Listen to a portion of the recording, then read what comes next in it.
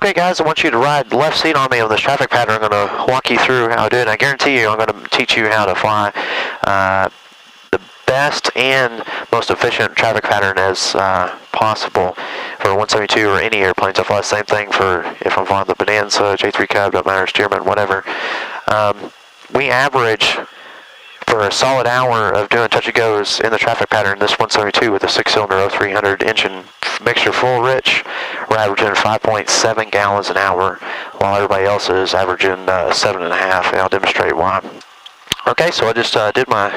Gunzo traffic, Seneca, 136 Niner Tango, fly over runway, right tighten for runway 317, Gunzo traffic.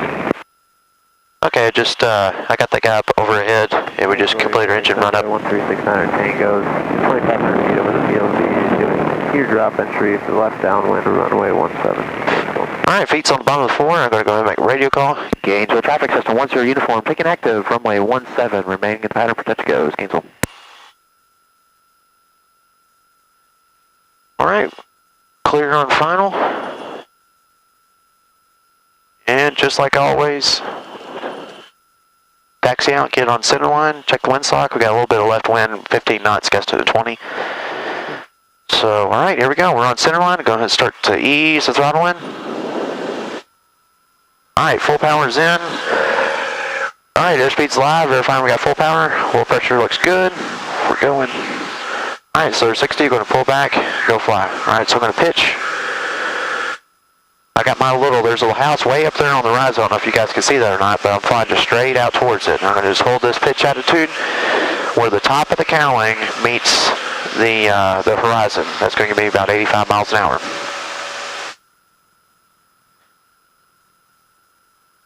Alright, so then my house disappeared, so I'm going to pick something else further out on the horizon. That way I'm flying directly out. I'm not flying, veering off to the left or veering off to the right. I want my pattern to be absolutely just perfectly square all the way throughout.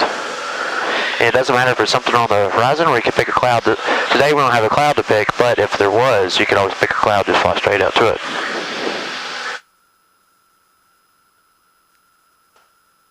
Alright, so now we're approaching 1,500 feet, which is 700 feet AGL. That's whenever I turn, no matter what airplane I'm in. I'm going to turn my crosswind leg. Alright, there's 1,500 feet. I got the Seneca in sight.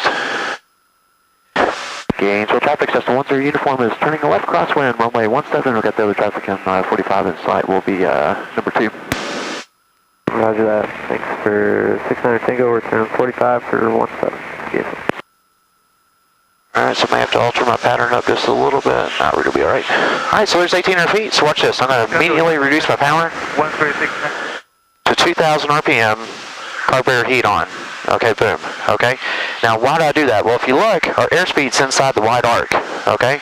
If I leave the power at 2,400 RPM, what happens is our airspeed will just go way up past the wide arc. And with a decrease in RPM, we're going to save a lot of fuel when you're up in the traffic pattern for an hour doing touch and goes. Okay, so I'm waiting for my left downwind. Okay, there we go. Everything looks good. Making my radio call.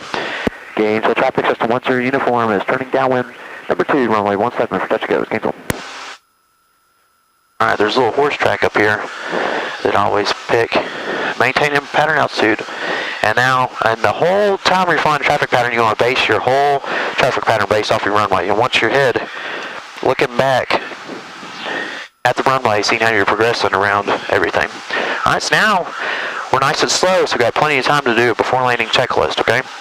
So we got seatbelts on, fuel's on both, mixture's full rich, carburetor heat's on, flaps as desired, approach speed's going to be 65 to 75 miles an hour, okay? Ancillary traffic, Seneca 1369 Tango is turning the left base front. So now my reference point's getting covered up, so I'm picking another one up on the horizon, and now I'm crossing the numbers. So I'm going to go add 10 degrees of flaps. Nice slow airspeed, just like in the Air Force when you watch the demonstration teams, they'll be pulling 9 Gs, 300 feet off the ground, doing 400, 500 knots and stuff, doing crazy aerobatics, but when they come into land, boy, they got everything just perfectly slowed down. They're just taking their time the whole way down. Alright, still maintaining perfect traffic pattern altitude, and you want to do that until you start to initiate your base turn. Traffic Seneca 1369 Tango's final 17 cancel. There's a lot of people that will go ahead and start their descent from when they turn downwind, and they'll descend all the way down to when they turn on base. When they should turn on base, instead of being 1,000 feet above the ground, they're at like 600 or something. All right, so I'm rolling power to back to 15. I'm dumping the nose while I'm in my turn and I'm making my radio call. The Gainesville traffic system 10 uniform is entering a left base, runway 17 for touch and goes, Gainesville. All right, now we're going to be looking for a 500 foot per minute descent all the way down.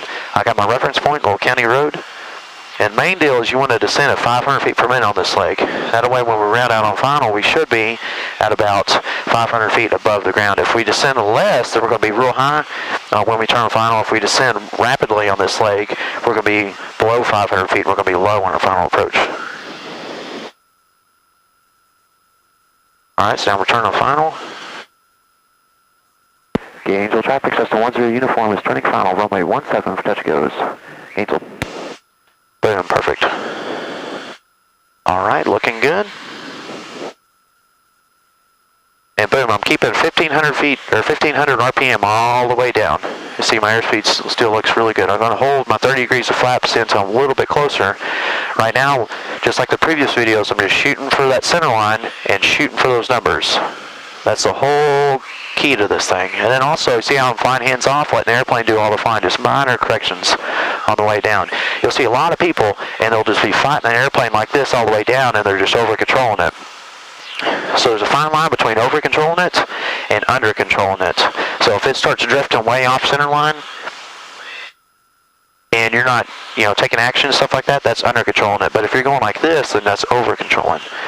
Okay, so now I'm going to go ahead and add 30 degrees of flaps. And it's real easy. You just keep your power right at 1,500 all the way down from your base all the way down to the numbers. And if you do correct, it's just going to be slight corrections on your RPM. Still maintaining the center line, aiming for those numbers all the way down. And you can see I'm only at full power, 2,500 RPM just for a split second till I get to 1,800 feet. So 3/4 of the way through the traffic pattern, I'm at 1,900 or 1,500, just kind of idling. So that's why my fuel burn consumption is so low. All right, power to idle. Letting the airspeed bleed off, coming down the numbers. All right, so now I'm rounding out, just being patient with it, a little bit of crosswind, aileron into the wind. Boop. And we got it. Okay.